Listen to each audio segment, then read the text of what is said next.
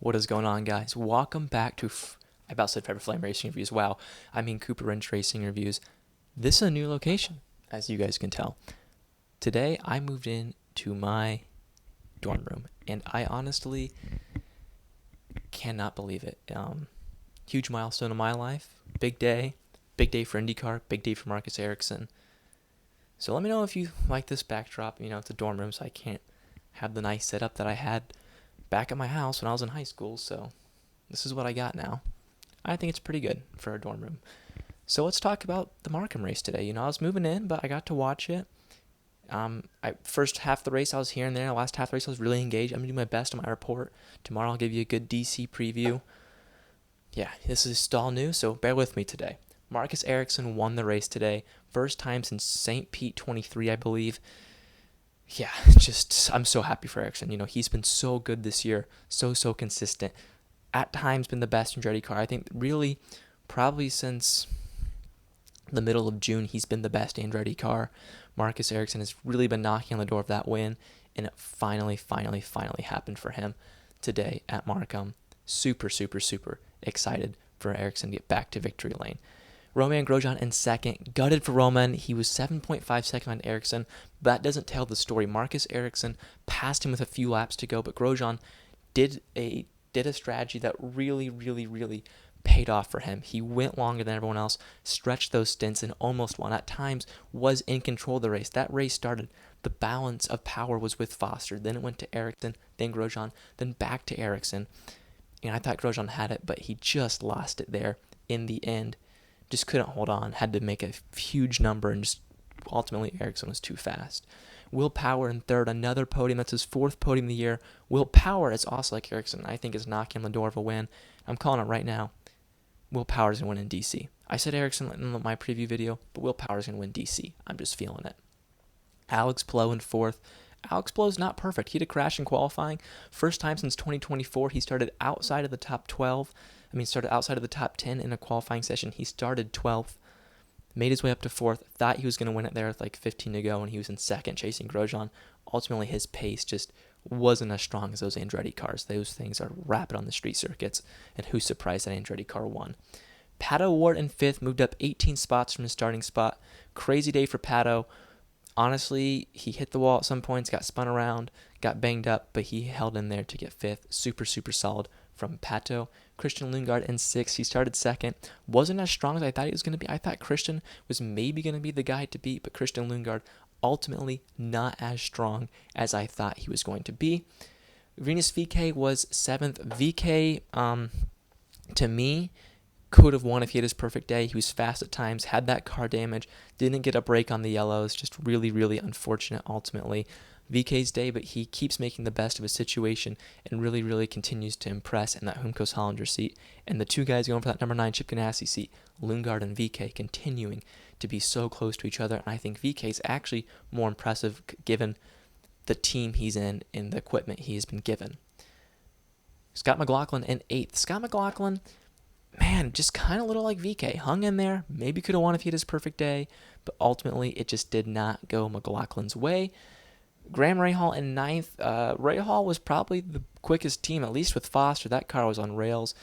Graham and Mick Schumacher had good qualifyings. Graham just couldn't put it together in the race. Didn't seem to have the confidence that his young teammate had, although that ended up biting him in the butt. Just didn't quite have the confidence of Louis Foster. 10th place, Santino Ferrucci. Tough weekend for Foyt. Gutted out, got a top 10. That's what he needs to do to keep his seat. Solid day in the office for Santino to get those points and get momentum rolling again in the Foyt camp. Stingray Rob, I believe 11th would be his best result of the year. That's really solid for Stingray. You don't think of a guy like Stingray who's able to fight like that up front. He stayed on the lead lap, got a good position, kept it clean. Really solid day from Stingray Rob. 12th place, Nolan Siegel. Also, guys, I don't know if you like the turning of the head every time I call driver out. Let me know in the comments down below if you like that again. Bear with me on this video. I'm going to try and make this dorm situation work perfectly for you guys.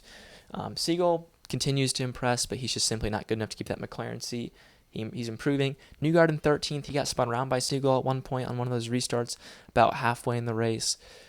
Yeah, Newgarden and Penske a bit on the struggle bus, particularly on the Newgarden side. Newgarden also crashed in quali, started last. Tough weekend for Newgarden. He's got 13th, so exactly halfway through the field. Not terrible. Kiffin Simpson 14th, kind of anonymous the whole race. Never really saw him too much. Just kind of ran mid-pack. Dennis Hauger 15th at the start of the race. He actually qualified 5th and was in contention for a podium. Then after that first caution, he had a horrible restart, lost like 20 positions, almost caused wrecks. It was insane, really slow, not quite sure what happened there. But Dennis Hauger recovered to 15th, stayed on the lead lap. What more can you ask out of Hauger? My bad, Hauger was the first guy off the lead lap. The top 14 were on the lead lap. One lap down, Armstrong. Armstrong got spun around at one point in that race. Was able to continue, went a lap down, unable to get that lap back, and kind of just ran it home from there. Damage limitation after he got spun around. David Malukas ends up one lap down, just didn't fall his way there in the end. Super unfortunate what happened to Lil Dave. Alexander Rossi retired, not Alexander Rossi, I just skipped ahead. Scott Dixon 18th. At one point, he crashed with Christian Razumin.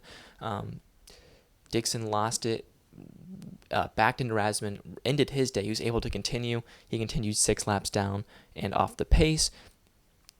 Tough day for Dixon, and that sums up Dixon's 2026. Kyle Collette in 19th. He had issues before that race even begun. It was over before he begun. Kind of ran the whole race 20 laps down. Not too much you can do from old Kyle Collette. Alexander Rossi had that tire issue, got the flat on the restart, got banged up, had to call it a day. Kyle Kirkwood just did the same mistake Louis Foster did, clipped that inside wall. Didn't quite hit the wall as hard as Foster did, but just clipped that inside wall and spun off into the barrier or the wall. Yeah, ended his day. It's too bad because he was quick and could have been there. Honestly, there's a shot that Andretti could have swept the podium if Kyle Kirkwood didn't have that crash because he was quick. Where were we at? Oh, Louis Foster 22nd.